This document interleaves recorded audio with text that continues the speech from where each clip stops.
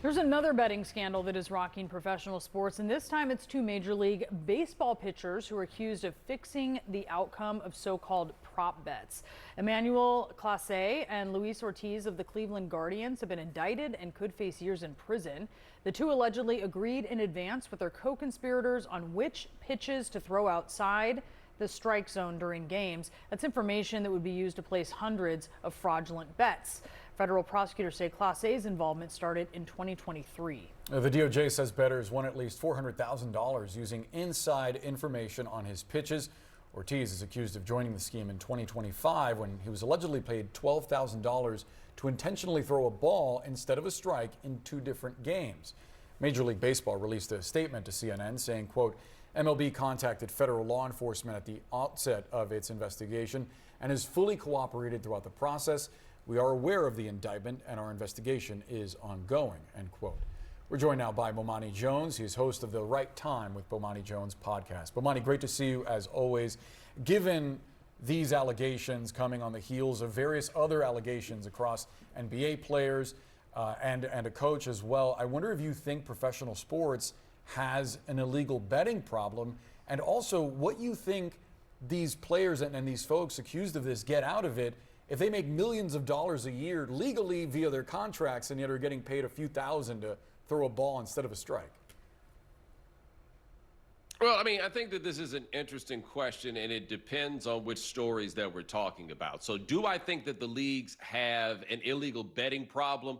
In all likelihood, because anytime it comes up, it becomes a giant problem for the league, right? So I think it's fair to make that point. But what I think is important to note here is what we're talking about by and large is shenanigans with prop bets. Now, with Chauncey Billups, the coach of the Portland Trailblazers, who's accused of running rigged poker games or being part of an operation that ran rigged poker games, you have to ask yourself, what are the potential consequences of having a head coach who is in the pocket of the mob, allegedly? That is, I think, a question you ask there. With Terry Rozier in that same sport where he was accused of doing what we're talking about in baseball, which is doing weird things involving prop bets, he clearly got caught under a lot of money. He's got a tax lien on his house. He had to put his house up for bail under this case. He just doesn't have the money for it.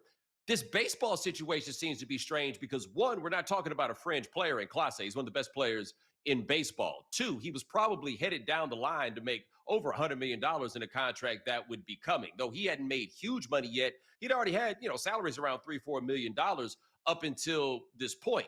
I think the betting houses are the ones that have a bigger problem for what we're talking about in this particular case. And the problem is they should not be allowed to have prop bets to the level that they do. Like what the accusations are on this in baseball is whether a pitch was going to be a ball or a strike or what the velocity of that pitch was going to be. That's something that allows a player to say to himself, I'm not fixing the game here if I decide to throw a ball here or I decide to throw a cutter instead of throwing a slider or vice versa or something like that. This is the sort of thing that people are going to try to do because it seems so obvious that it's something that you could get away with. Now, if too many people try to bet, obviously people then get caught. But the question we have to ask ourselves is, why are you able to bet on something that is so easily manipulated by the players? Yeah, that's a really good question. And as you have these leagues, and some more than others, right, are really leaning in to the betting and making it part of the game, how do they kind of reevaluate their relationships with legal sports books that are estimated by one expert to be worth more than $1 billion annually?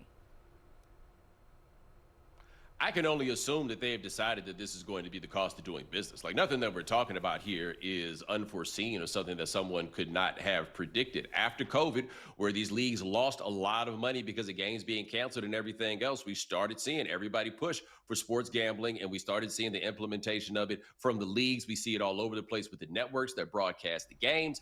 That, this is the way that they've decided that they were going to make money. What's going to happen every now and then, though, is you're going to have a story like this where somebody gets caught doing something stupid, right?